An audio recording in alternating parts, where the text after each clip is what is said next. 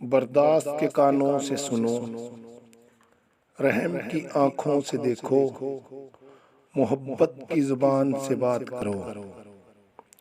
یاد رکھیں، مقدس اور پاک مقام میں داخل ہونے کا راستہ آپ کے اندر ہے۔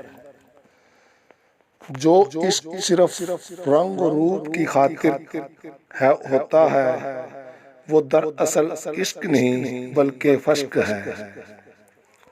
بیدار کر دینے والا غم غافل کر دینے والی خوشی سے بہتر ہے۔ غم نہ کرو، کھوئی ہوئی چیز کسی دوسری صورت میں واپس مل جاتی ہے۔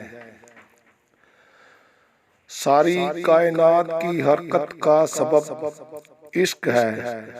کائنات کا ذرہ کمال کا خواہش مند ہے۔